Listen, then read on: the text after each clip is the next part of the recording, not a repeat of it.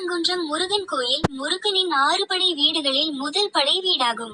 இங்கு முருகன் இந்திரனின் மகளான தெய்வானையை திருமணம் செய்து கொண்ட திருக்கல்யாண நிகழ்வு நடந்ததாக புராணங்கள் கூறுகின்றன.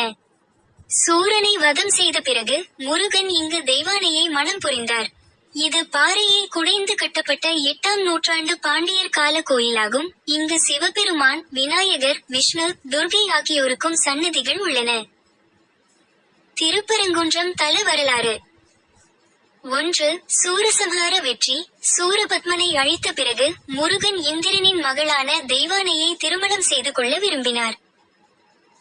2. திருக்கல்யாணம்.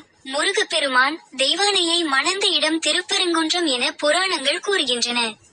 இதனால் இது தெய்வாம்சம் உள்ள இடமாக கருதப்படுகிறது. 3. மலை சிறப்பு. இங்குள்ள குடைவரை கோயில் பாண்டியர்களால் 8ஆம் நூற்றாண்டில் கட்டப்பட்டது. இது ஒரு குன்றின் மீது அமைந்துள்ளது.